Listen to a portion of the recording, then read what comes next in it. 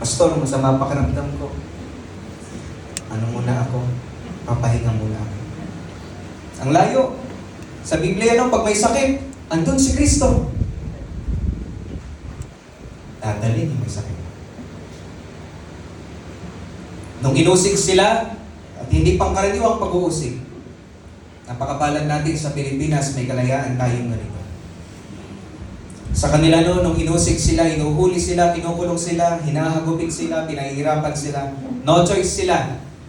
Kinakailangan nilang umalis sa kanya-kanya nilang tahanan. Di ko alam kung sino may mga anak sa kanila, pero merong may mga anak sa kanila. Di ko alam kung sino may mga trabaho sa kanila, pero may mga trabaho yung ilan sa kanila. Pero iniwan nilang lahat yon. At nung iniwan nilang lahat yon, mga kapatid, hindi sila nangatok sa mga bahay para humingi ng tulong. Kung madalas yan kapag nasunugan, baka pwede pong makahingi ng tulong. Pero sila, nung sila ay inusig at umalis sa kanilang tahanan, nangatok sila at nagbabangkit sila ng pag-asa. Ipinapakilala nila si Kristo. Hindi natinag yung kanilang pananampalataya sa Diyos. Lalo silang naging maapoy. At doon mo malalaman na nakakasamba ka talaga sa Diyos. Tawarin niyo po ako, hindi ako galit. Pero palagi kong gustong sabihin kung ano yung totoo. Masyado nang winatered down ng maraming iglesia ang patungkol sa pagsamba. Binagsak na natin sa punto na akala natin ay sapat nang umawit lang sa Panginoon. Sapat nang sumayaw-sayaw, sapat nang tumugtog-tugtog. Hindi po masama lahat yan. Ang totoo, wala pa tayo mga tao, may musika na sa langit. Inihahandog na sa Diyos yan, ginagamit na sa Kanya. At ang pinaka dumadampi lang sa Diyos nung panahon na yon ay yung musika. Pag inaral nyo kasi ang musika, may parang vibration yan. Yun lang ang pinayagan niya noon. Kaya nga tayong mga nilikhahan niya, meron tayong tinig. Hindi ba, pag umaawit tayo rin ay instrumento at nagiging musika tayo para sa Kanya. Kaya kapag tinatamad kang umawit, utusan mo yung sarili mong umawit. Pag tinatamad kang sumayaw para sa Panginoon, yung mga mananayaw po rito. Okay lang ba? Hindi ako naninermon. Nagpapaalala. Paanong ginagawa niyo kapag wala na kayong schedule na sumayaw? Musicians, nagpapawi. Paano ginagawa niyo po kapag hindi na kayo nakaschedule? Ganon ka rin ba? Sumasayaw-sayaw ka rin ba kapag mag-isa ka sa bahay? You can be a dancer of the church, musician of the church, singer of the church. Pero iba ang usapan kapag mananayaw ka ng Diyos. Mananayaw, tagapagpaawit ka ng Diyos. Worship leader ka ng Diyos. Musician ka ng Diyos. Kaya purihin ang Panginoon sa ganitong pagkakataon. Nakahanda na po ba kayo? Ako ay kinakabahan parang may galit na yata sa akin. Hindi nga po kayo, parang hindi ako. Bago tayo magsimula, tayo mong lahat ay mananalo. Aming Ama, kami po ay nagpapasalamat sa inyo. Hingi ako ng tulong niyo, O Diyos. Kayo ang nakakabatid ng aming puso. Ayusin niyo nga po kami ngayong umaga ito. Ang kalagayan ng inyong mga anak, sa amin naniniwala ako, Panginoon, nangangailangan ng kalakasan sa inyong kagalakan. Dagdag na antas ng inyong pananampalataya, O Diyos. Hayaan niyo nga, O Diyos, lumakas kami, matuto kami, mahubog kami ng inyong mga salita. Hindi lang yun, Panginoon, makilala pa po namin kayo. We long for you, Lord. Kayo, Banal na Espiritu, ang inanasa po namin makakilos. Wala sino man sa amin ang maitaas sa namin kayong makilala ng lubusan. Sige nga po mga kapatid, sabihin niyo sa Panginoon na ninanasa niyo siya. Hinahanap namin kayo, aming Lord. Alam namin kayo ay nasa sa aming puso, nasa sa aming buhay. Pero nagnanasa kami ng dagdag pang pagkakilala sa inyo. Dahil doon, Panginoon, unti-unti nyo kaming nababago. Our response to your revelation is our worship. Tulungan nyo kami. Putin nyo ang bawat isa, Panginoon, naniniwala ako kahit bata, kayang sumamba ng totoo sa inyo. Kaya tulungan nyo kami, Banal na Espiritu. Tulungan nyo ang bawat isa. Hindi ko ninanasang maging emosyonal lang kami, O Diyos. So namin ay tunay na pagkilos nyo. Tunay na pagbabagong buhay. Tunay na apoy na nagmumula po sa inyo. Pinupuri namin yung dinadakila at sinasamba namin kayo. Sa pangalan namin, Panginoong Yesus. Meron mo po muna akong ituturong awit siguro sa inyo. Ko lang kung maawit natin mamaya.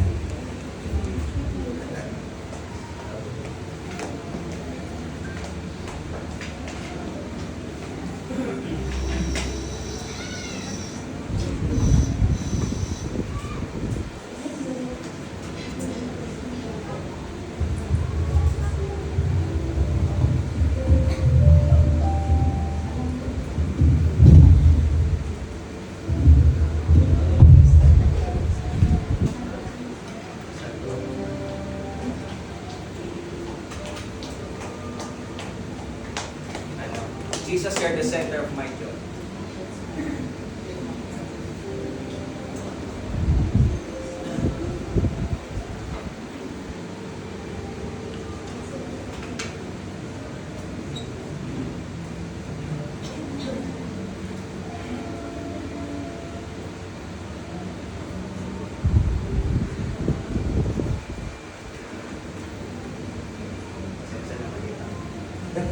Hello. Yan. Title po ng kanta ay yan, Jesus, you're the center of my joy. Sino sa inyo ang sentro ng inyong kagalakan ni si Kristo? Parang ang sarap banggitin ano po at wala naman siguro tatanggi dyan. Pero yung pinakaibig sabihin niya, sa parang ang hirap panindigan na talagang siya. Pero pakinggan niyo po muna yung sabihin. Jesus, you're the center of my joy. All that's good and perfect comes from you. You're the heart of my contentment, hope for all I do. Jesus, you're the center of my joy. Isang pawiti ko po. Jesus, you're the center of my joy. All that's good and perfect comes from you.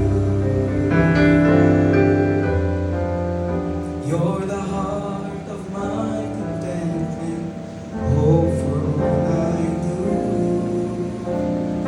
Jesus, you're the center of my joy. Pakinggan niyo po yung first answer. When I've lost my direction, you're the compass for my way. You're the fire and light when nights are long and cold.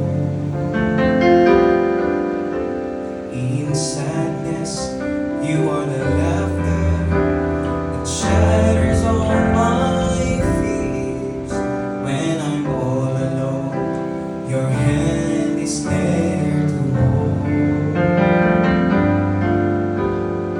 Jesus, you're the center of my joy.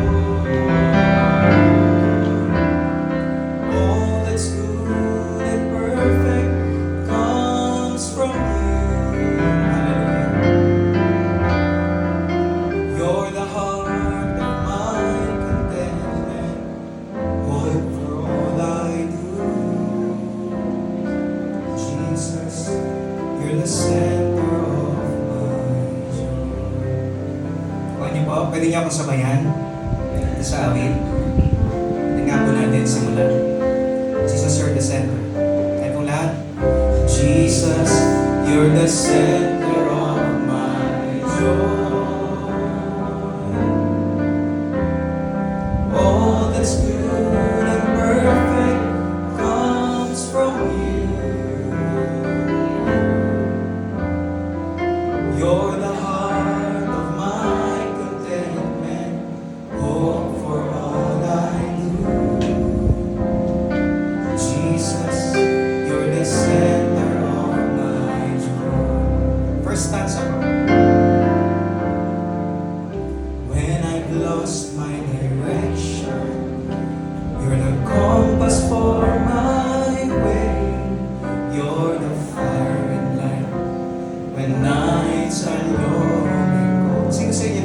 na-experience niya? Saan kayong parang naligaw? Nanlamig kayo sa Panginoon? Alam niyo, naging paborito ko yung awit na yan. Narinig ko siya nung panahon na nagsisimba pa rin naman ako. Pero minsan tayo ay kahit nagsisimba, ligaw na tayo.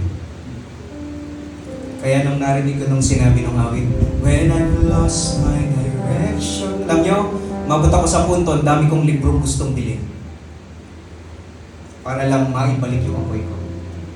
Dami kong ginawa, palakad-lakad ako kasi alam niyo yung kapag meron kang karelasyon na mahal mo tapos nasira yung relasyon niyo, masakit yun, tama po ba?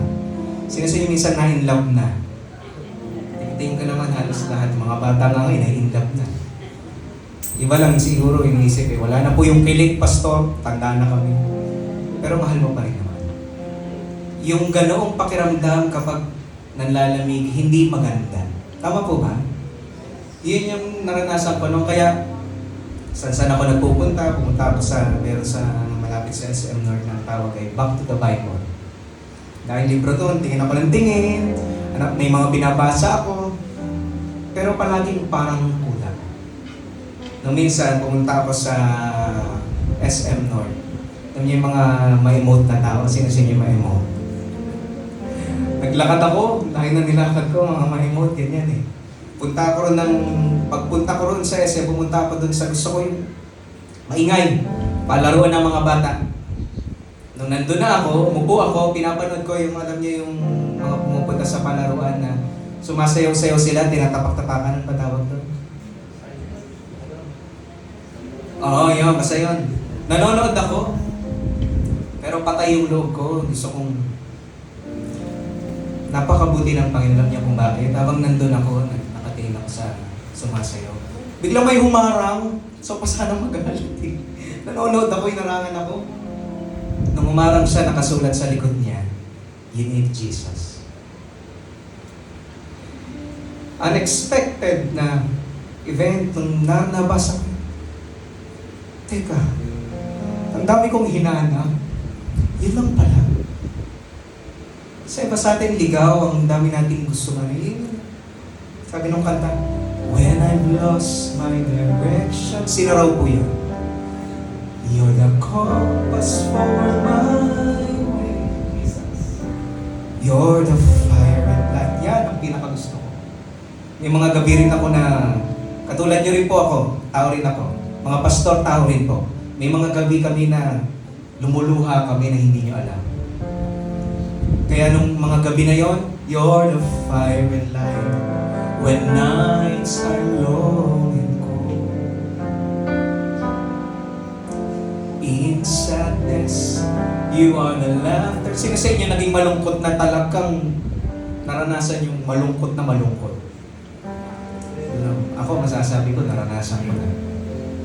Sabi niya, you are the laughter that shatters all my fears. All my fears. When I'm all alone, your hand is there to hold. Sa kanya biglang naalala, oo nga pala. Jesus, sabihin niyo nga po, you're the center of my joy. All that's good and perfect comes from you. You're the heart of my contentment. Yung maibalik siya na kahit mawalan ka ng trabaho, dati nga bumabagyo nung bagong tanggap ka sa Panginoon, ulan lang yan. Kahit babasa ako, nilalagnat ka. Okay lang yan, lagnat lang yan. Baka matanggal ka sa trabaho, okay lang yan. Sa Biblia, mayroong mga tao na nagpakita ng tunay na relasyon sa Panginoon.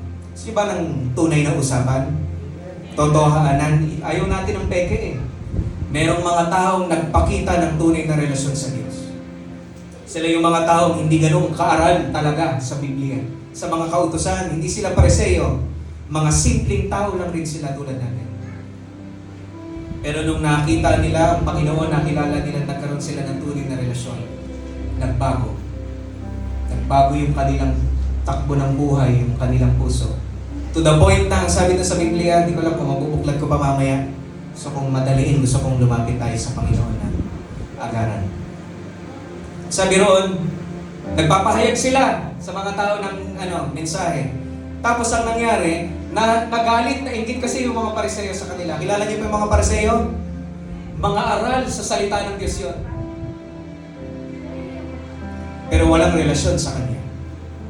Nagalit sa kanila, nainggit sa mga apostol. Nung nagalit sa kanila, ang ginawa ng mga Pariseo, dinakip sila, kinulong sila, hanggang sa napagpasehan nila na kung anong gagawin. Ang nangyari, may anghel na dumating, pinakawalan sila, kinuha ulit sila, kinulong ulit sila. Nung papakawalan na sila, may ginawa sila sa kanilang matindi. Alam niyo po kung ano yun? Hinagupit sila. Sino sa inyo nahagupit na rito dahil naglilingkod kayo sa Panginoon? Wala pa, ano? Kahit ako, hindi pa po ako nahagupit. Pero anong pakiramdam mo pag yung asawa mo, hinahagupit siya dahil naglilingkod siya sa Diyos? Yung tipong uuwi siya, hindi pa salubong ang daladala sa iyo. Yayakapin mo yung asawa mo, Han, kamusta ka? Teka lang. Ang ramdam mo yung sugat sa likod. Sabi ng mga alagad, umalis silang nagagalak. Nagagalak sila. Bakit? Binigyan sila ng pagkakataon ng Diyos na magkaroon ng bahagi sa Kanya. Kaya pa po ba kayo? Lagi kong tinatanong minsan sa mga pinupunta kong simbahan, seryoso ba kayo sa sinamahan yung grupo? Masaya ang sa Panginoon. Amen? Masaya ang nasa Panginoon. Pero siguro, kinakailangan maintindihan natin, hindi madali. Pero kapag si Jesus ang nasa sentro ng iyong puso, hahawakan ka nun hanggang dulo. Pananatiliin ka nun. Kaya huwag muna kayo bumalangka. Kahit hinahagupit ka na. Siguro nai-imagine ko, hindi man ito yung literal na nangyari. Imagine ko, ilan ang hagupit sa'yo, Pedro? Ito lang eh. Ay, ako ang dami. Purihin ng Panginoon. Nagbibilangan sila tayo. Pagsubok na naman nga ako eh. Ikaw nga, ako nga, tatlo yung pagsubok ko eh. Parang gusto ko nang bumigay. Sila hindi. Nung sila ay nahihirapan na sa paglilingkod, Panginoon, ito na yun. Hindi sila naghahanap ng sarap sa buhay. Kilala na talaga nila si Kristo. Alam nila gusto ng Diyos nila. Kaya yun ang gusto kong maibahagi po sa inyo. Kanina kinakausap ko yung mga worship team. Ano sa kanila, alam nyo, yung ministeryo, madaling maipasa po yan. Yung alam ko may ilan sa inyo yung hindi pa nakakapag-ministeryo. Nagnanasa kayo, pastor, gusto ko rin kumanta, gusto ko rin tumugtog. Gusto ko rin, na-imagine ko nga yung sarili ko, nagpipreach ako eh. Naku, napakasarap po sa panahon natin. Pipreach ka ngayon, nabutan ka ng tubig. Inaasikaso ka. Tumutugtog ka, konting lang eh, ganda na ng tunog. Panahon nila, subukan mo magsalita. Babatuin ka. Dadakping ka. Ministry can be passed. Naipapasa po yan. Pero yung pagmamahal sa Diyos, yung pag-ibig sa Diyos, hindi yan naipapasa. Kaya kung naririto kayo dahil iniibig niya siya, purihin ang Panginoon. Naririto po ba kayo dahil sa Kanya? Hindi dahil pastor part ako ng simbahan na yun, may ministry ako eh. Time to be honest. Kung parang nawala yung dati mong pag-ibig sa Panginoon, kaya mo mag-ministeryo sa iyo yung awit. Itingnan natin po sa simulan. Amen? When I've lost my direction, you're the compass for my way. You're the fire. Tingin ko lang po. May mga ilan sa inyo rito, iniisip nyo yung tao ang kailangan nyo. Ay, pag si pastor yung nagsalita. Ay, pag si sister yung naku, ginamit ng Panginoon. Talagang nabembless ako na. Dapat si Kristo. Amen? Pwede ba natin gawin ngayon yun? Sabihin sa Banal na Espiritu. Holy Spirit, pwede po ba kayo magpakilala ulit sa akin. Kasi madalas na ang punta ko sa simbahan, oo, may mga kapatid ako sa Panginoon, masaya nakikita sila. Nag-iintay ako ng magandang mensahe. Mga ganito. Ako minsan, parang inisip ko, parang kalubihan nga itong maano po ako dahil may musika Pwede kang ma-emote Pero ang inihiling ko ay yung totoo. Sabihin natin sa Panginoon, Lord, gusto ko talaga kayong makilala ulit. To be renewed. Gusto kong bumalik ulit doon sa dati. At maiintindihan nyo, kapag nakakabalik na kayo doon sa dati, babalik kayo doon sa pagsunod nyo sa kalooban nyo. Malalaman nyo yung dahilan bakit kayo naririto. Malalaman nyo yung dahilan bakit si Bishop ang inyong tagapanguna. Malalaman nyo yung dahilan bakit kayo ang magkakasama rito. Malalaman nyo yung dahilan bakit ka natanggal sa trabaho. Malalaman nyo yung dahilan bakit ganyang edad mo na siya nakilala. Malalaman mo lahat pag naibalik mo yung apoy mo sa Panginoon. Tingnan po natin. When I'm lost my direction, you're the compass for my way. You're the fire and light when nights are long and cold. In sadness, you are the laughter that shatters all my fears. When I'm all alone, your hand is there to hold. Tayo na. Jesus, you're the center of my joy. Hallelujah. All that's good and perfect comes from you. Sabihin niyo sa Kanya, you're the heart of my... Kayo naman talaga, Panginoon. Oh, for all I do. Jesus, you're the center of my... For the last time, Jesus, you're the center.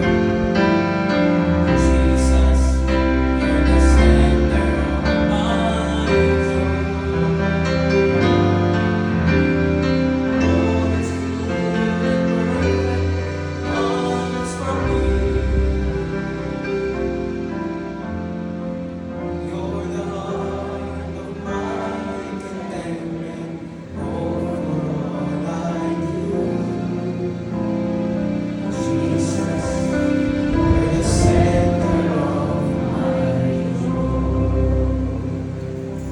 Amen?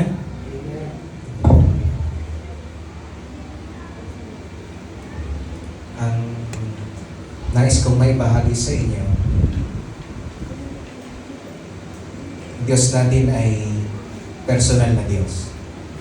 He is a personal God and He desires an intimate relationship. Nagnanasa siya ng malalim na relasyon sa atin. Nais ko munang mabasa rin yung binanggit ng ating MC kanina sa Roma chapter 12, kung kayo po ay may mga Biblia. Handa na po ba kayo? Sabi mo nga sa katabi mo, andiyan ka pa ba? Ano ang sagot niya? Ha? Yun ba ang sagot? Ang Roma chapter 12 ay isa sa mga bersikulo na nagbanggit ng malinaw pagdating sa pagsamba.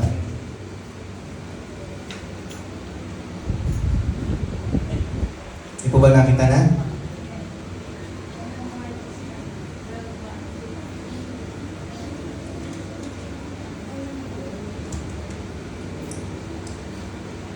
Basahin ko po. Sabi ko rito, sandalan lang po ninyo mga kalihim. Kaya nga, mga kapatid, nakikiusap ako sa inyo. Sulat ito ni Pablo sa mga taga-Roma. At meron kayong mapapansin sa klase ng kanyang sulat. Ano yun? Meron siyang salitang nakikiusap. Ibig sabihin, yung sinusulatan niya ay merong bagay na hindi ginagawa. Ano ang sinabi niya? Kaya nga mga kapatid, nakikiusap ako sa inyo, alang-alang sa maraming pagkakataong kinaawaan tayo ng Diyos. Ibigay ninyo sa Kanya ang inyong mga sarili bilang mga handog na buhay, banal at kalugod-lugod sa Kanya. ito ang tunay na pagsamba sa Kanya. Kung merong tunay, ibig sabihin merong pagkakataon rin ang Panginoon ay kumausap ng isang babaeng Samaritana sa Juan chapter 4, hindi natin bubuklatin. At dati pinagbubulay-bulayan ko yan. Nisip ko kasi dati ang pagsamba ay malalim na usapin. Kaya bakit kakausapin ng Panginoon yung babaeng hindi naman ganong lubos na iintindihan ng pagsamba at magbabanggit siya ng tungkol sa pagsamba. Pero binanggit pa rin ng Panginoon dun sa babae. Sabi niya, darating ang panahon na sasamba kayo, hindi lang dito, binanggit niya, kundi sasamba kayo sa Espiritu at katotohanan. Sapagkat ito ang pagsambang gusto, yung bang nakalagay, ito ang pagsambang nararapat, o ito ang pagsambang hinahanap ng Ama. Merong salitang paghahanap. Gusto ko nang sabihin sa inyo, hindi maghahanap ang Diyos sa mga hindi pa nakakakilala sa Kanya. Amen. Dahil lalong hindi maiintindihan ng mga hindi pa nakakakilala sa Kanya ang pagsamba. Amen po ba? Hinahanap ng Ama ang mga tunay na mananamba sa Kanyang mga anak sa atin. Ibig sabihin pala, hindi porket ay nakatanggap ka na sa Panginoon, nakilala mo siya, ligtas ka. Sino po rito ligtas? Chapi ah. Sino po rito ligtas? May walang iwanan. Amen. Parating ang panahon, doon tayo, magdiriwang tayong lahat doon dahil sa ginawa sa atin ng Panginoon. Pero hindi pala porket ikaw ay naligtas, ay nauunawaan mo na kaagad ang pagsamba. Worship requires relationship. And relationship requires cultivation. Nagre-require ito ng lalo pang mas malalim na relasyon. Kinakailangan, alam po natin yan sa may mga asawa po, sa aking mga magulang po naririto. Ako rin po ay may asawa. Hindi magiging maganda ang samahan ng pag-aasawa kapag hindi nagkakaroon ng kilos yung dalawa tungkol sa kanilang relasyon. Tama po ba? Pag yung isa hindi na nagsasalita, anong ginagawa niyo po? Pag hindi na nagsasalita yung asawa mo, ewan ko kung ano po pagkakilala niyo sa inyong asawa. Pero pag hindi na nagsasalita, kadalasan galit yan. Tama po ba? Bakit mo nalalamang galit? Bakit? Meron kayong malalim na relasyon eh. Yung iba akala lang, ay ano lang yan, siguro pagod lang siya. Pero ikaw na asawa, nauunawaan mo na siya, galit. Hindi na nagsasalita eh. Meron kayong malalim na relasyon. At the moment na hindi mo tinabaho yung asawa mong hindi na nagsasalita, asahan mo na yung panlalamig ng relasyon niyo. Pag naputol na yung communication. So every relationship requires communication. Hindi pwedeng hingi lang tayo ng hingi. Gusto ko nito, gusto ko niyan. Pengin noon, ang pengin noon. Kinakailangan marinig rin natin ano ba ninanasa ng Diyos sa atin. Mga kapatid, mag-iiba ang nasa ng puso niyo pag naintindihan niyo yung dahilan niya kung bakit kayo nilikha. Kaya nga yung verse na Psalm 37, verse 4, ang sabi po ron, sikat na sikat yan. Delight yourself unto the Lord, and He will give the desires of your heart. Karamihan, ginagamit yan. Gusto ko ng motor. Gusto ko ng car. Gusto ko ng bahay. Kaya ang gagawin nila, pupunta sa simbahan, hindi magpuputol ng schedule yan. Kinakailangan, di ako mali. Kinakailangan, lagi ako nandun. Kinakailangan, nakaupo ako sa harapan. Kinakailangan, lagi ako magbabasa ng Bible. Para ma-promote ako. Para makuha ko yung Ayan, yun lang yun. Ganyan din ako ng bata ako kaya ako naging pastor. Kanina ka natin, no? Ang pastor.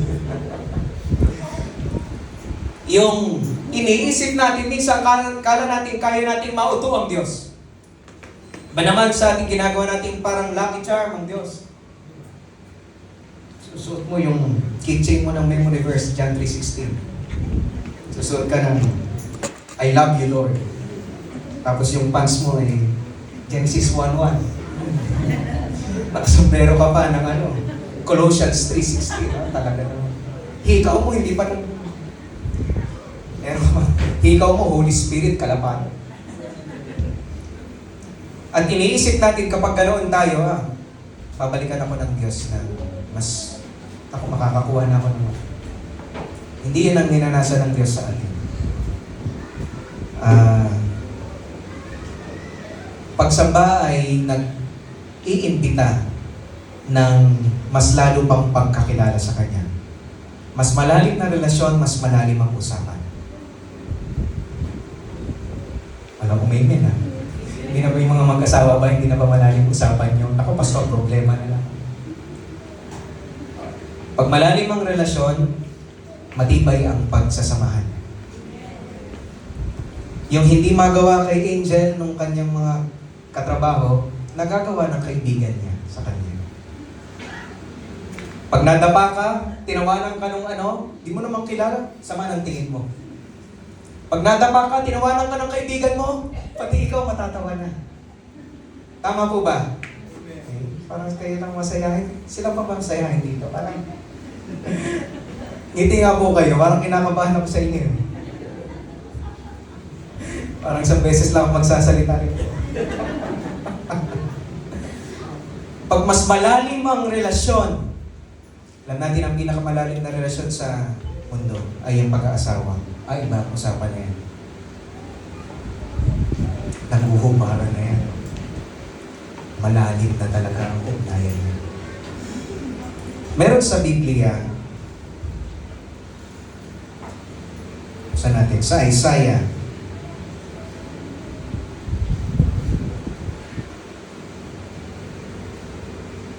chapter 54. Isaiah chapter 54.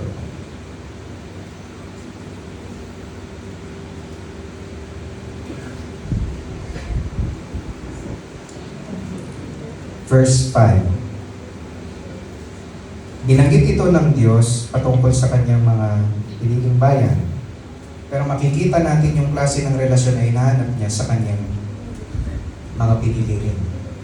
54 verse 5, ang sabi po rito, sapagkat ako na lumikha sa iyo ay para mong asawa. Sa may mga asawa po, pag kayo po ba ay gumising, sino ang katabi niyo? Yung isa, napatingin sa asawa niya. Sino katabi mo, ha? Natural, yung asawa mo. At kapag pagising nyo, kakain kayo, sino kasama mong kumain? O naman ko iba, may trabaho, namaris ka agad. Pero sino dapat? Kasi the moment na kapag gumising ka at hindi mo asawa ang katabi mo, humanda ka na. Pag nahuli ka. The moment na nakita ng asawa mo na iba yung kasama mong kumain, sinusubuan mo pa. Hindi na ako sinusubuan nun, kapal ng mukha nito, sinubuhan pa. Kagalit. Tama po ba? Nung sinabi ng Panginoon na ako na lumikha sa inyo ay para niyong asawa, God is pointing out something. Ang Diyos din naman pala natin ay may ibusyon. Hello? He is high and lofty. Napakataas ng Diyos natin. O magandang tignan na nagpupuri tayo na makapangyarihan siya. Pero kapag hindi mo naiintindihan na meron siyang damdamin, palagi mong matitaken for granted yung kanyang pag-ibig sa iyo. Hindi natin lubos na iintindihan na lahat ng meron talaga tayo ay galing sa Kanya. Kaya nga kung mas pinipili mo yung binigay sa iyo kaysa sa Kanya, may problema ang relasyon mo sa Kanya. At kapag may problema ang relasyon mo sa Kanya, may problema yung pagsamba mo sa Kanya. Hindi, pabawi na lang siguro ko, kakanta ako ng pinakamabuti ko. Tatas ako ng kamay, iiyak ako, hintay kong kilabutan ako. Hindi po yun. Kahit sabihin mo sa asawa mo, alam mo Han, mahal naman kita kahit hindi kita asikasuhin, basta kinikilabutan ako pag nakikita kita. Naiiyak pa rin naman ako pag nagsasabi akong I love you. Pero kung hinahanapan mo ako na ipakita ko sa kilos,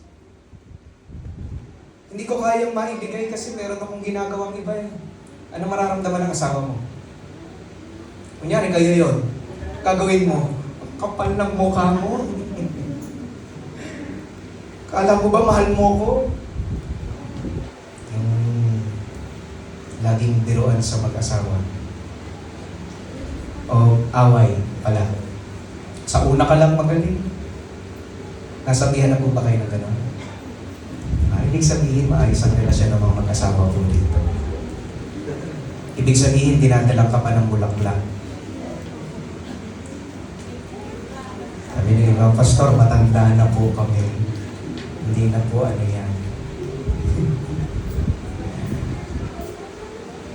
Pero naunawaan niyo po yung gusto kong sabihin. God is an intimate God and God longs for fellowship and intimacy. Ako yung asawa ko ay nasa ibang bansa. Makailang ulit na gusto kong pauwiin na. Ilang ulit rin na gusto niya nang umuwi. Ang hirap pala ng magkalayo. Wala nang, ibig sabihin magkakasama kayo, ako lang yata. Ang hirap pa ng magkalayo. Lalabas tuloy ako ng damdamin dito. Ang hirap. Parang tinipiga ang puso mo. Na, sino sa inyo naranasan yung parang tinipiga ang puso nyo pag hindi kayo nakapagsampa sa Diyos?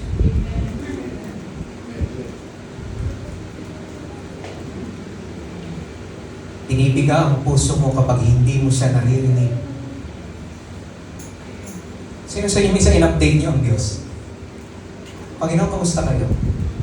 Naunawaan ko hindi accurate yung ganong pananaw, pero merong lingkod ng Diyos sa Biblia na napakatindi ng kanyang relasyon na tinawag siya ng Diyos a man after God's own heart.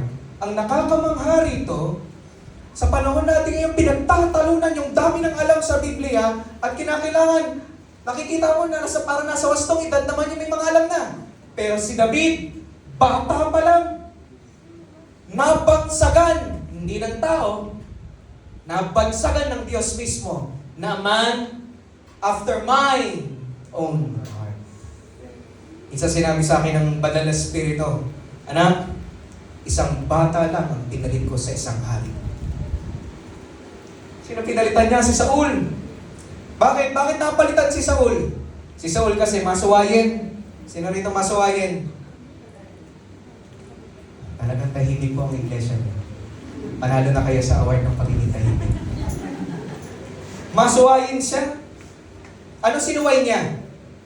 Sabi ni Samuel, intayin mo ko sa paghahandog. Dadating ako dyan ng 2 araw. Di, okay, antay si Saul. Naku, nagkakaproblema na yung mga sundalo niya, nagkakaano na. Mukhang kinakailangan ko ng magandog. Wala pa rin si Samuel, usapan namin ngayon. Di pa rin dumarating. Paghahandog naman to Total, para rin naman sa Panginoon Alam niyo, yan ang pinakasakit ng karamihang Kristiyano. Babawi na lang po ako, pastor, sa Diyos. Kailanman, hindi natin kayang bumawi sa Kanya. Naniniwala po ba kayo ron?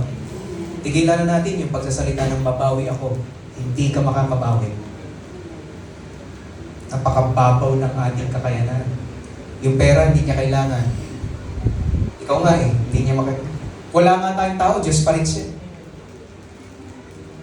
Kaya nung itong si Saul, sabi niya, total, paghahandog naman Maghandog na nga. Sa madaling sabi, naghandog siya. Maya-maya konti, paparating na pala si Samuel. Guro nakita ni Samuel, malayo pa lang siya. Teka, ba't may usok? Sabi ni Samuel sa kanya, Saul, dahil sa ginawa mo, yung buong linya ng lahi mo ay mawawala na sa pagiging hari. Dahil sumuway ka sa Diyos. Obedience is better than sacrifice. And every worship has obedience. And every obedience has sacrifice. But not all sacrifice is obedience. Kahit anong gawin mong sikap, kung hindi yan ang pinapagawa sa iyo ng Diyos. Mga kapatid, marami po siguro sa inyo rito ay yung nagsisimba na talaga lagi. Pero gusto kong ipaunawa sa inyo, hindi lang yan ang pagkatawag niyo sa Diyos. Nais po kayong gamitin ng Diyos. At yun ang pagsamba sa Kanya. to offer your body, kaya nga living sacrifice. Kumikils ka. Hindi ko masyadong pagtutuunan lang ng pansin yung pagtugtog at pag-awit. Sa kanya yun kapag nagkaroon ng worship seminar. Pero gusto ko nang pumunta doon sa pinaka-relative. Pagsamba ay kapag meron ka ng naiikayat rin na kaluluwa. Wala yatang sumasang-ayon ha. Christian na ba na? Parang, Christian na ba kayo? Parang, ano ba napuntahan ko? Nakakasamba ka na talaga kapag ikaw ay nakakahikayat na ng kaluluwa. Not but just by your sayings, kundi dahil pag nakikita ka nila, may kakaiba sa iyo. Alam niyo ba nakakamangha si Joseph the Dreamer?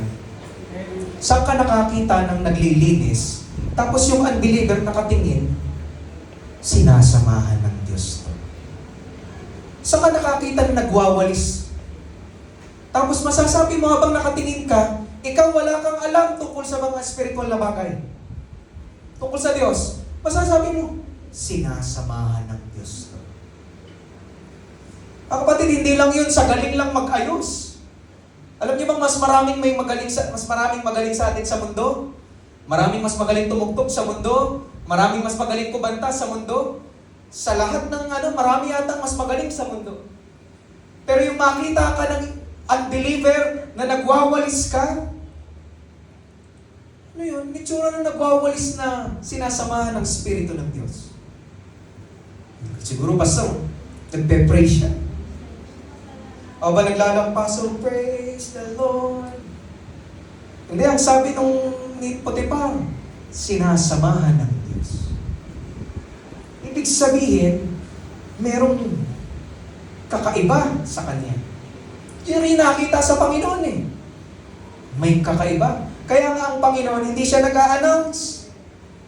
Hindi siya nagsasabi, 3 p.m., meeting tayo. O 9 a.m., gathering tayo mga kapatid. No. People gather because of the fire. Hindi mo kinakailangan i-advertise ang apoy. Pag may nakita kang apoy, di ba't kusa kang, di ka naman tinatawag. Lalo na kapag madilim. Napapatingin ka kagad doon sa may liwanag. Yun ang meron sa kanya. At yung pagkakaroon ng malalim na relasyon sa kanya ay pagkakaroon ng apoy. Tuloy ko po muna dito. Gaano kalalim yung kanyang ninanasang relasyon sa atin? Basahin ko po sa Genesis chapter 1 verse 26. Pagkatapos sinabi ng Diyos, likhain natin ang tao ayon sa ating wangis. Sila ang mamamahala sa lahat ng uri ng hayop, mga lumalangoy, lumilipad, lumalakad at gumagapang. So doon sa very start pa lang, nung nilikha niya tayo, ang sabi, nilikha niya raw tayo sa ating wangis. Tingnan niyo nga po yung katabi. Wangis. Sabi sa English, into His image, created in His image and into His likeness. Iba pang paaralin niya. Pero ganoon kaagad yung damdamin niya. Ditin ko, huwag niyong tatanggalin sa isipan niyo na may damdamin ng Diyos throughout ng sermon. Tama po ba? Tandaan niyo lang. So when He create tayo, ang kanyang puso ay talagang malapit na doon sa nilikha niya. Bakit? Into His image. Na-imagine nyo kaya kung ano itsura ng Diyos nung hinihingahan niya si Adan? Napaka-close, no? Kung ikaw ay hihinga sa ilong ng isang tao, gaano kalapit yun? Imagine nyo, nakahiga si Adan, putik pa siya, tapos nakahigang ganun.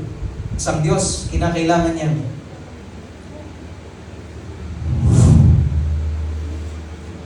At nung pagbulat ng mata ni Adan, ang agad-agad nakita niya ay ang how close it is. Yung biglang parang nagkakaroon ng buhay, kulang ang utak natin eh. Masyadong, kaya nga pagdating natin sa langit eh, bagong katawan tayo eh. Limitado to, na unawain kung anong meron na kakayanan ng Diyos. Pero nung pakiramdam ni Adan, na pagbulat niya, nakita niya yung kanyang manilikha. Napakagandang na nagpapakita ng lalim ng pagnanasa ng Diyos sa atin na magkaroon ng relasyon sa Kanya. He is a personal God and a gentle God. Bakit gentle God? Bibilisan ko na para hindi ako ganun umaba. Genesis chapter 3, alam na natin yan. The fall of man. Nagkasala yung itong si Adan na nakita niya ang Diyos na lumikha sa kanya. May bigat to. Kinakailangan maisip mo muna na si Adan, wala siyang record ng kahit anong karumihan. Wala siyang kahit anong record na naririnig na may nagmumura, nakita na umiinom, may nakita na nagdanakaw. There is no kind na mag-i-influence sa kanya unless Satan. Yun lang. Pero yung para magtulak sa kanya, para pakinggan si Satanas at yung babae, parang ang hirap isipin. At kung nagkasala yun, kung tayo ang Diyos, anong gagawin nyo? Kaya mong gawin lahat. Aba, hindi papayag. Kakalikha ko lang sa'yo ah. Mga nanay ko pong narito. Sino po sa inyong nagsasabi ng gano'n? Kakalinis ko lang! Linis pa lang yan. High pitch na. Yung kakaayos mo lang, pati yung asawa mong walang kamalay-malay, nadamay. Ikaw, pati lang. Nadadamay sa ano. Pero, naiintindihan niyo siguro kung anong dapat merong damdamin ng Diyos nung nalaman niya na nagkasala yung kanyang nilikha ayon sa kanyang wangis. Hindi madali. Pero He's a gentle God. Mababasa natin sa Genesis chapter 3, David hapon daw po, naglalakad siya. Alam kaya niya ng Diyos kung saan nagtatago sa Ebadadan? Oo, syempre, all-knowing ang Diyos. So kung kayong maabot sa ganito, makita niyo ang Diyos na ganito. Na kahit alam ng Diyos yung kanilang ginawa at alam kung nasaan sila. Tayo pa naman pag dominante tayo, mga dominante pong tatay kong narito. Kuya po ako ng 5 lalaki. Ng 4 na lalaki, pag 5 pala ako. Puro lalaki po kami magkakapatid. Tatay ko po ay pastor, nanay ko po ay pastora. Full time po kami lahat, naglilingkod sa Panginoon. At yun, hindi na po akong pagpalakpakan. Sinare ko lang. Mema lang. Kaya nung bata-bata pa ako, takot sa akin lahat, pati magulang ko. Kasi nagkaroon ako ng masyadong strictong yung pag-dominante. Di ba kapag merong ginawa yung mga tatay ko po, di ba ganito tayo minsan, nag-iibang boses? Ano yun? To present something, nagpapakita ka ng bigat na meron kang authority. Ano naman yan? Akin na nga yung Pero pag nakikipag-usap ka naman sa iba, okay naman. Pero pag tinawag ka ng asawa mo, si yung anak mo nga, ano yan? Yung bata naman, medyo, mga politika. Di ba madalas yan pag tinatawagan po natin, lalo na may mga kapangyarihan sa, tinatawagan po natin, si Governor, akit na yung Governor, pa talagang presentation. Governor pa lang yun. Pero yung kataas-taas ang Diyos, nung nagkasala sa Ebadadan, hindi natin nabasang may kulong. Tapos bumaba. Makapangyarihan na. Matatakot ka. Hindi yun ang ginawa niya. Ang sabi roon ay David hapon, naglalakad siya. Yun yung minsan, may pinakita sa akin ng Panginoon. Ito personal ito. Pag natutulog ka, sino sa inyo minsan nagigising na lang ng bigla? Daling araw. Hindi ba yung mga panahon na yun ay gusto kayong kausapin ng Diyos? Tayo naman dahil antukin tayo.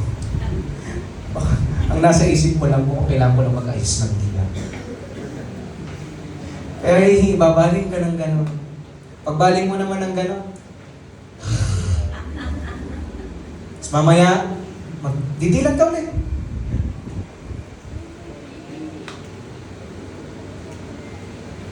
Ginigising ka na palagi kasi hindi ka na pala nag-devotion. Yung pangatlo, hindi ka niya nagigising. Kasi pagkatapos kang gising, bumaling ka na naman, nagkumot ka lang, lalo tuloy na hindi. He's a gentle God. Ako naniniwala ako, marami sa inyo rito nais kausapin ng Panginoon para sa inyo yung mensahe. Merong isang awit na ayoko sanang i-share. Kasi personal ito ng mga awit na awit sa Panginoon. Sabi dyan sa awit. There he was just waiting in that old familiar place, that empty spot beside him, where once I used to wait. Awit niya yan sa Panginoon.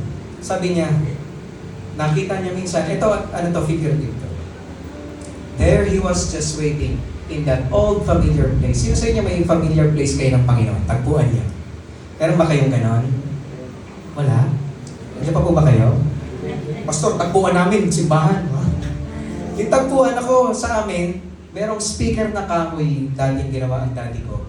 Nandun ako palagi pag gusto kong makipag-commune sa Panginoon. Yun yung pwesto ko. Kaya naalala ko to yung kanta na ito. Sabi ng kanta, there he was just waiting in that old familiar place. Nag-aantay raw ang Panginoon. That empty spot beside him. May empty spot where once I used to wait. Doon ka pala daw dati nag-aantay sa Kanya. To be filled with strength and wisdom. Para mapuno ng lakas at karunungan. For the battle of the day. I would have passed him by again, but I clearly heard him say, malalagpasan ko na sana ulit siya. Mga kapatid, iba sa inyo rito, pwede bang totohanan ko po kayo?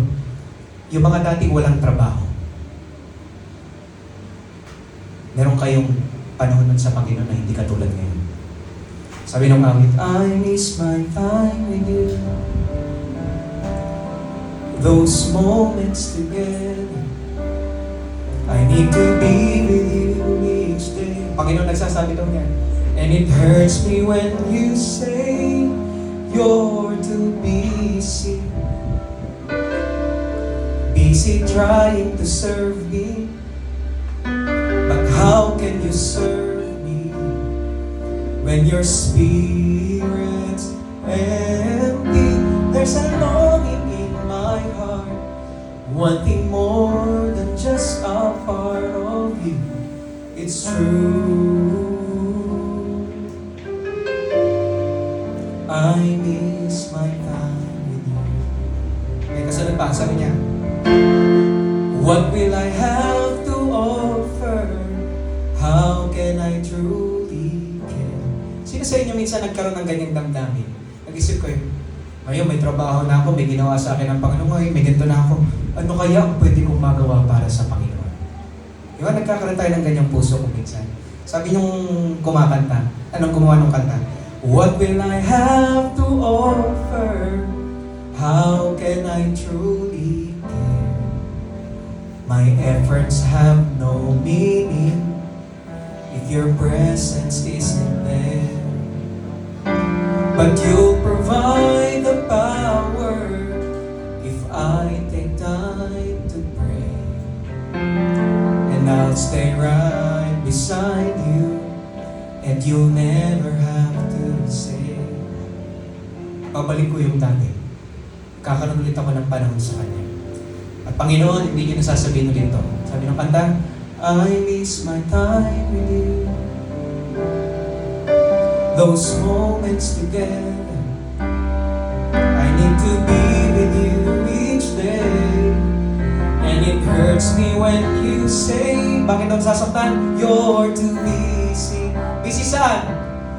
Busy trying to serve. Panginoon, naglilingkod naman ako eh. But how can you serve me when your spirit's empty? There's a longing in my heart, wanting more than just a part of you. It's true. I miss my family. Siguro yung mga na-inlove na naunawaan yung sinabi.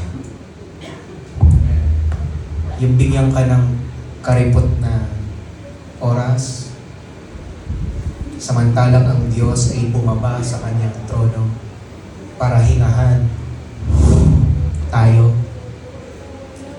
Binigay niya ang lahat. Palagi kong binabanggit yan sa mga napupuntahan ko na iglesia. Nilikha niya ang mundo rin ay para sa atin. Nilikha niyang kompleto lahat para hindi tayo problema. At nung binigay niya yung buhay niya para sa atin, yun yung pilit niyang binabalik. Kaya nga sabi niya, bawal to mag-alala eh. Hello?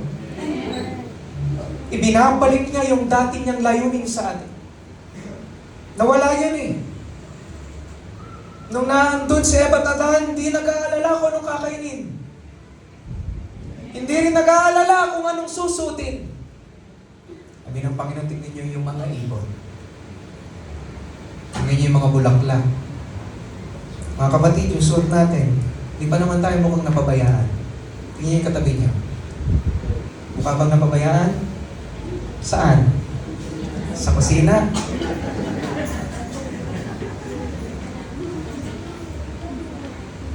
Hindi ko alam bakit ako natitigil-tigil eh. Sa alam ko, merong kinakausap sa inyo ang Diyos dito.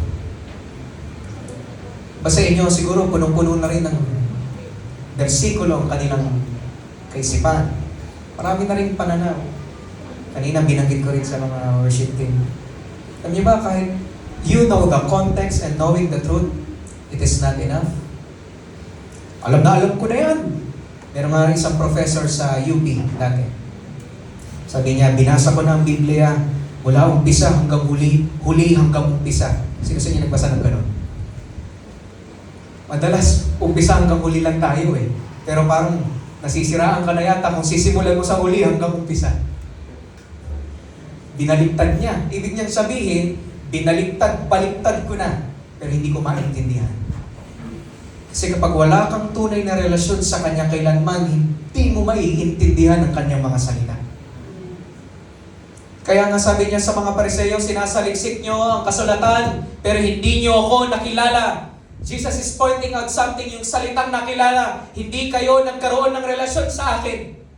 Sabi niya sa mga alagad, mga kaibigan ko na kayo ngayon. Yung bang relasyon yun? Hindi ba't sa Biblia may mga binabanggit na si Lazaro na iniibig ni Kristo? Si Juan na iniibig ni Kristo, si Marta, si Maria na mga iniibig niya.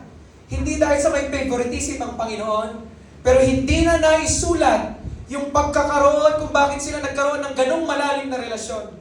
Pero nagpakita ng resulta yon dahil nung nandun na sa krus sa Kalbaryo, yung mga babae at yung kaisa-isa niyang tumatanaw sa kanya na may relasyon sa kanya.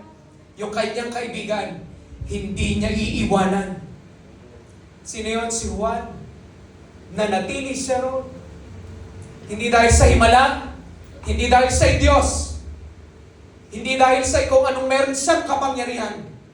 Nanatili si Juan doon dahil tinuturing niyang kaibigan si Kristo. Kaya ipagkakatiwala talaga ni Kristo yung kanyang nanay. Kanino? Kay Juan.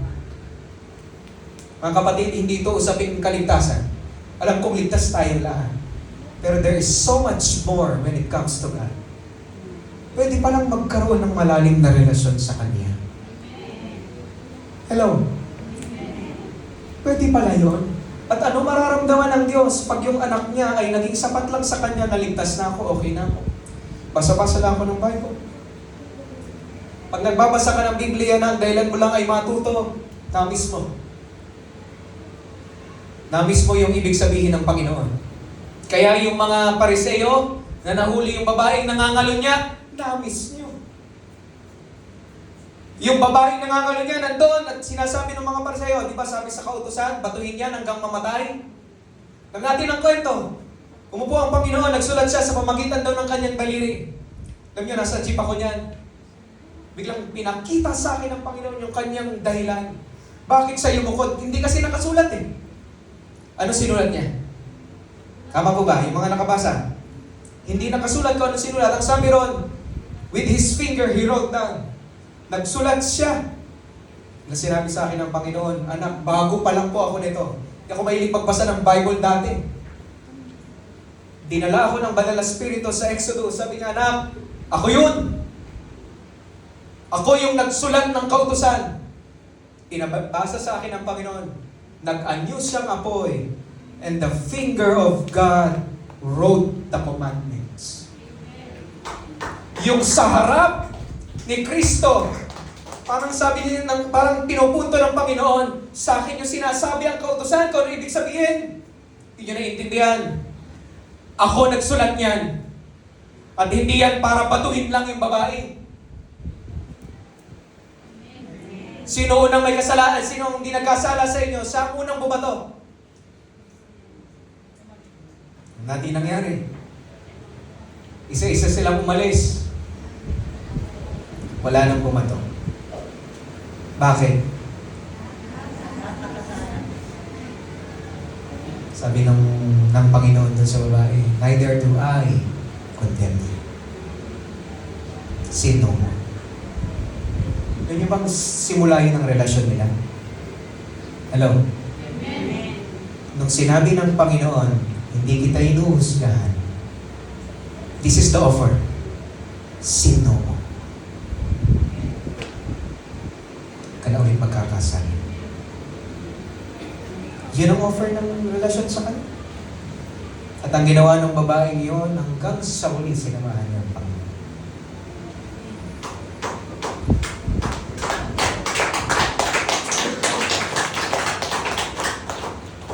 Mamaya gusto kong mawi tayo sa Panginoon. Kanina, nung maawi tayo, gusto kong kumilo sa atin ang Banal na Espiritu dun sa awit na sukdulang biyaya.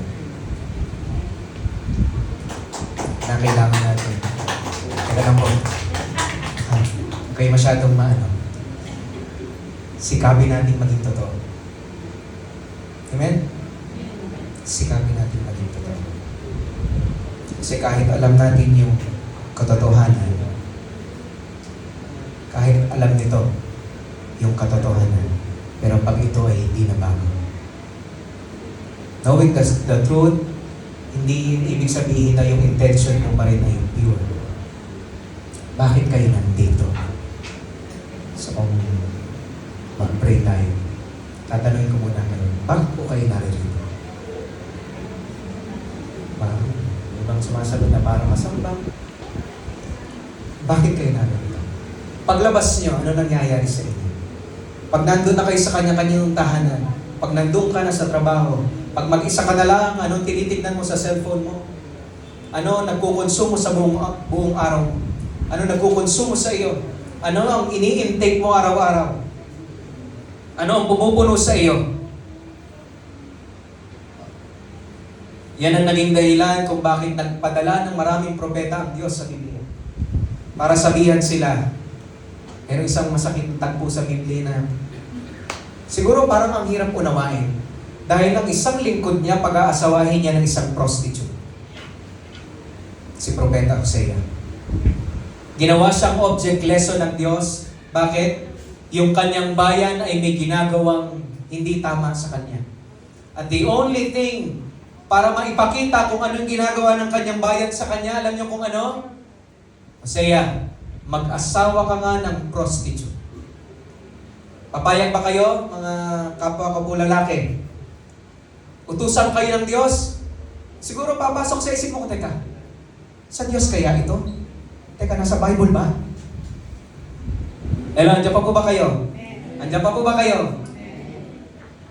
Meron akong pinupunto sa inyo, teka, tatanong ko muna kay pastor. Parang hindi yata biblical. Pag-aasawahin ako ng prostitute. Teka, kasalanan yun ah. Diyan pa po ba kayo? So itong propeta na ito, kinakausap talaga ang Diyos. At makikita natin yung pagsunod niya. Nung sinunod niya, alam na natin yan, nagkaanak sila. Tapos siyempre, prostitute yung asawa. Pag-isip niya, nasa ibang tahanan na. Nasa ibang lalaki na, gaano kasakit yun. Hanggang sa naglabas ang damdamin si Hosea, naglabas. naglabas din ng damdamin ng Diyos. Pero ang sabi ng Diyos sa kanya, puntahan mo ulit. si Hosea. Ginawa. Ganun na naman ang ginawa sa kanya. Naglawas ng damdamin ng Diyos. Mararanasan mo ang disyerto. Uhubarang kita. Sino bang marinig ang Diyos na sinasabi sa inyo? Isa na miss natin yung kanyang karakter. Na kaya palang magalit ng Diyos. Hindi, nauunawaan naman ako ng Panginoon. God is love. Ano naman yan? Pastor, siguro naunawaan naman ako ng Panginoon. Sabi ng tito ko nung minsan, oo nga, nauunawaan ka ng Diyos. Pero ang tanong, nauunawaan mo ba siya? Kung bakit niya pinapagawa sa isang bagay at pinapasuko sa iyo. Itong si Hosea, katapos maglabas ng damdamin, sabi ulit sa kanya ng Diyos, puntahan mo, bilhin mo yung asawa mo. Matindi na yun. Mga kapwa ko po lalaki, bibili niyo ba asawa niyo? Sa'yo na yan. Bili. Alam niyo, kaya mahirap magpastor. Para ma-mensahe mo yung isang mensahe, minsan idadaan ka muna ng Diyos. Yung sakit ng naramdaman ni Hosea, na ibangkit niya ng totoo sa mga Israelita kung ano ang damdamin ng Diyos. Nasasaktan ako. Bakit? Meron silang mga Diyos-Diyosan. Meron silang mga tinatapong kasalanan. Mga kapatid, ito ay seryosong bagay. Hindi tayo makapagkukumpi sa Diyos. Kailanman. Kaya kung meron kayong karumihan na tinatago, kung meron kayong alam niyong maling ginagawa, kung mas matimbang ang relasyon sa Diyos, sikapin niyo ng ayusin. Kaya sabi ng kanyang mga salita, sino mang nagnanasang sumunod sa kanyang kalooban, ay tutulungan niya. Merong tulong ang Diyos sa mga nagnanasa. Ang kapatid, nandiyan pa po ba kayo? May tulong po siya. Hindi siya pabayang Diyos. Pero wag natin gagamitin yung pag-iingat niya para maging pabaya tayo. Wala namang nangyayari sa akin eh. Totoo nga, nagpo-promote pa ako sa trabaho ko. Totoo nga, nagkakaroon pa ng magandang bunga yung ginagawa ko eh. Pero knowingly na meron kang hindi nagagawa na tama sa harapan ng Diyos, dapat hindi ka nagiging masaya. Pinaglalaruan ni Satanas yung damdamin mo, pinaglalaruan niya yung buhay mo. Binibigyan mo siya ng karapatan na hawakan ka. Sirain yan hanggang dulo. Totoo nga yung kanyang mga salita. Sabi sa Kawikaan, there is a way that seems right to a man. Kala mo tama pa. Sino ba ang pwedeng makapag-isip talaga ng ganoon? Hindi ba tayong mga nagsisimba? Tama pa naman itong ginagawa ko eh. Yung iba, kapag hindi nagsisimba na, aminado sila. Okay, mali nga yung ano ko. Darating tayo dyan ha. Mas okay pa ako dun sa mga ganong tao. Yung aminado. Sabi nyo nga sa katabi niya, tanongin niyo siya, aminado ka ba?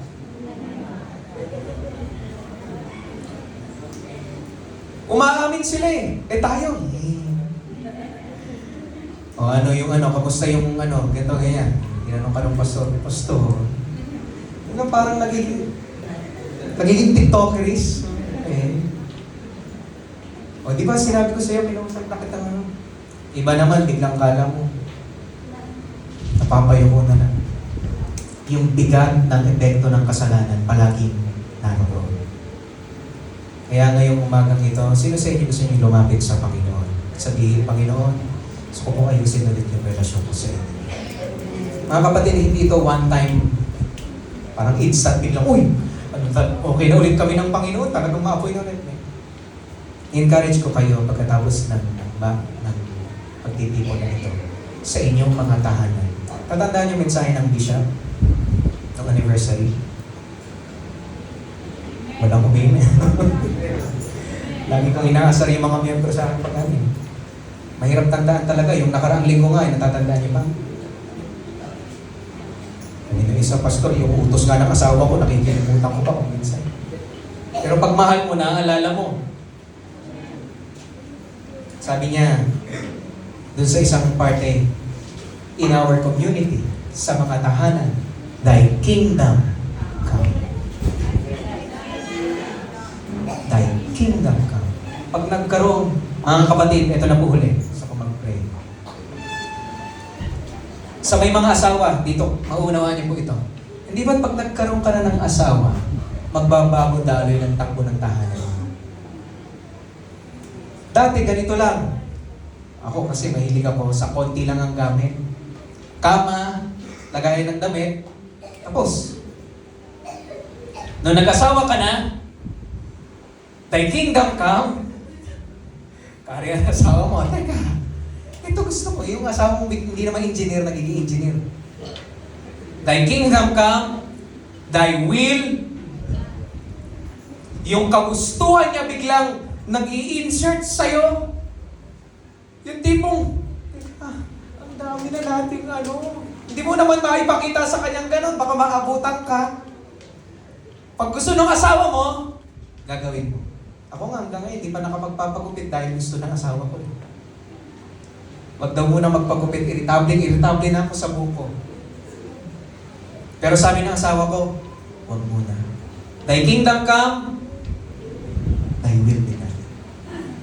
Alam niyo ba kapag talagang hinayaan niyang lumalim ang relasyon niyo sa Panginoon, sa Diyos, lalo na sa Kanyang banal na Espiritu na naririto sa atin, magbabago at takbo ng buhay niyo. Maniwala kayo sa akin. Magbabago. People will recognize. You can recognize people who are in love. Makikita mo nila. Tulala yan. Alam mo na. Saan na ba kayo natulala? Uy, kumain ka naman. Sasunod. Biglang nagiging TikTokers din. Nasa upuan, mga kumikente. Biglang mga magulang ko po, naintindihan ko, hindi na tayong ganong kinikilig. Pero huwag niyong papatingin yung apoy niyo sa Panginoon. Kung yung sinasabi na iba, hindi, papakita ko na lang sa action ko. Yes po, tama yun. Kaya nga kapag umaawit tayo, pakita rin natin mahal natin siya. Amen? Extension lang ito. Kaya kapag umaawit ka sa Panginoon, makikita mo yung talagang totoong umaawit sa Kanya. Sinabi natin kanina, sabi yung kanya.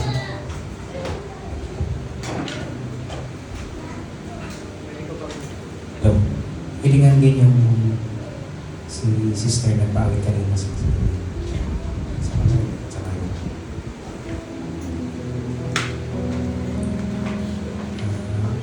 Gusto mo lang yung sukulang niya.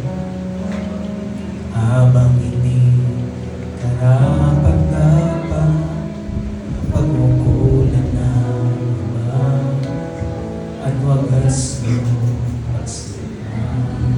Yan ang katatayuan natin. Habang wala kakayanan, nasuklihan ka ng mahuli sa lahat mo ginawa. Niyakap niyo ako sa aming gabi. Inibig niyo ako nang di kayang tumpasan. Mas papasan na lang.